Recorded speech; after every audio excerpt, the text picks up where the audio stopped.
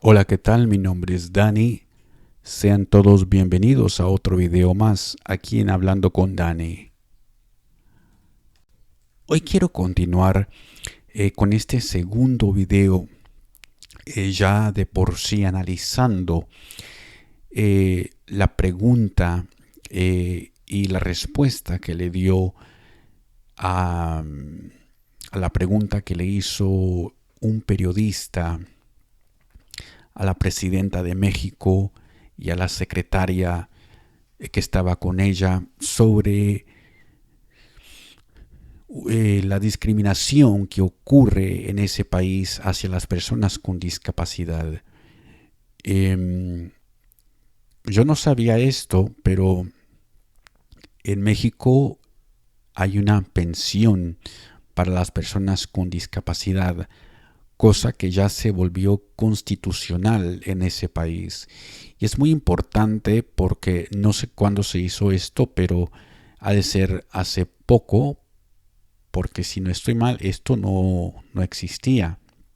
Y sin embargo, a pesar de ese esfuerzo que no sé cuánto tiempo se habrá tomado, todavía existen barreras para la sociedad con discapacidad en México, para las personas con discapacidad en México.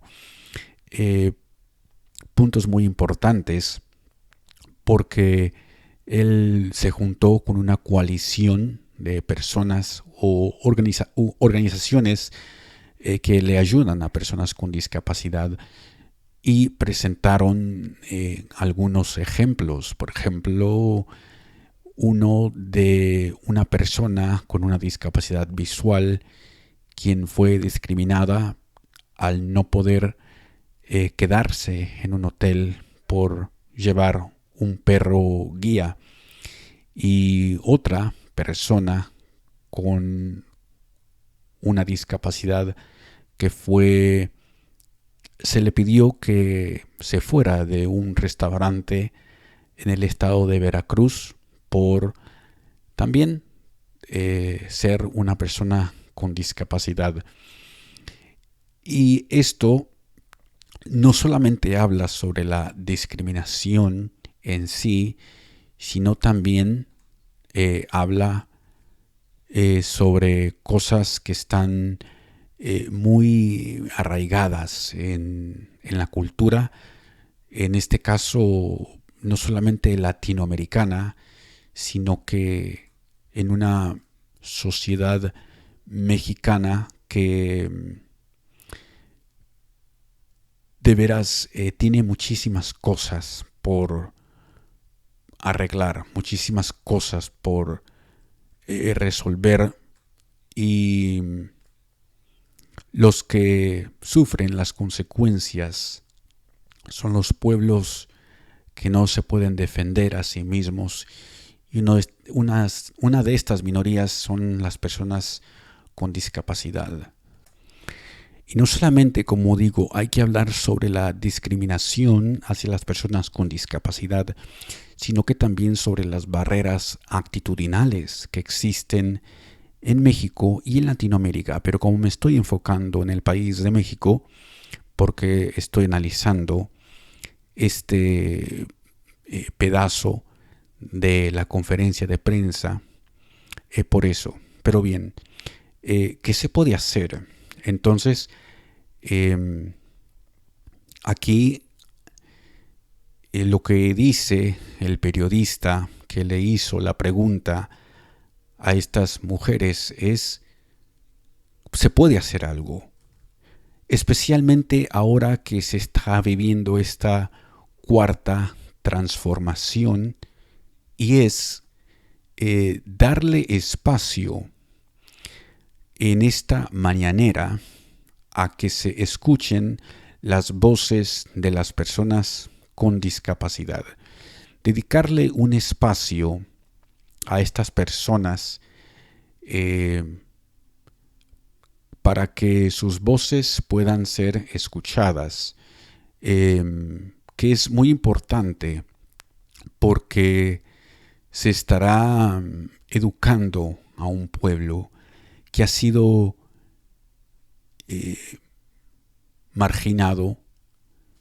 Y sí, digo educando porque como personas discapacitadas, ¿de quién las personas reciben la educación? Antes de ir a la escuela, las personas con discapacidad reciben la educación de sus padres. Esos padres son educados por la televisión. La televisión, estos actores y esto reciben la educación de la sociedad. Entonces, a través de la televisión, lo que quiero decir es que es como la sociedad en sí recibe mucha información errónea sobre muchos temas, pero en especial sobre las personas con discapacidad. Y esto, al presentar a líderes con discapacidad en esta conferencia de prensa, le dará la voz que las personas con discapacidad necesitan para hacerse escuchar. No sé si me explico. Para que la propia televisión en México vaya cambiando poco a poco, para que de una vez y por todas estas voces puedan ser escuchadas y los gobiernos en los estados, las ciudades puedan decir, ok, esto es lo que se necesita, vamos a implementar esto, vamos a implementar lo otro. Pero si no se les da el espacio, ¿cómo esta sociedad podrá salir adelante? Y sí, como bien lo comenta el periodista, se necesita este espacio de la mañanera para traer a estas personas a que se junten y juntos con la presidenta, con otras personas que están dentro de su gabinete, el tratar de buscar soluciones para hacer un caminito y de esa forma que se le dé más visibilidad a un grupo que por muchísimos años ha sido marginado, maltratado y también rechazado de muchas formas, como ya he dicho. Regresándome a este caso donde no le permitieron a una persona con discapacidad visual que llevara a su perro a un hotel, que lo llevara con él, porque pensaban que era una mascota. Uno pensaría que en este punto, ya que están hablando sobre dar pensiones a las personas con discapacidad, que también se hubiera aprobado alguna medida, aunque sea básica, sobre derechos hacia las personas con discapacidad. Y uno de ellos es que no todos los perros son mascotas. Muchos de ellos son entrenados justamente para ayudarle a las personas con discapacidad y muchos de ellos no tienen que ser discapacitados. Muchos de la gente que tiene perros guías no necesariamente tienen una discapacidad visual. Muchos de ellos tienen una discapacidad motriz, ¿verdad? Entonces, si ven cómo hay leyes que se necesitan de implementar en México para que este tipo de cosas no estén, o para que paren de ocurrir una y otra vez, porque vamos a afectar a todo un pueblo aún más si este tipo de discriminación continúa ocurriendo una y otra vez. Y no sé por qué, como ya les he dicho, esto no se ha vuelto algo de prioridad para el gobierno de la presidenta Sheinbaum. Y no sé, por qué el presidente López Obrador no se encargó de esto en su sexenio.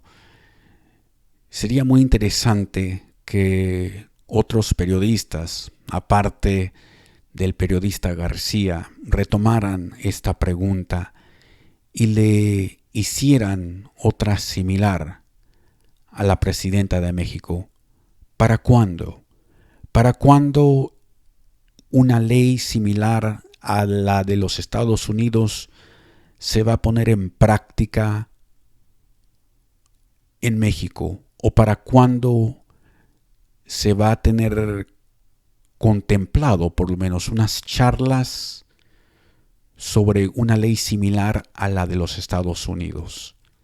Es importante, porque como ya se los he comentado en otros videos hablando sobre las leyes aquí en Estados Unidos y otras cosas que también nos pasan a nosotros como personas con discapacidad,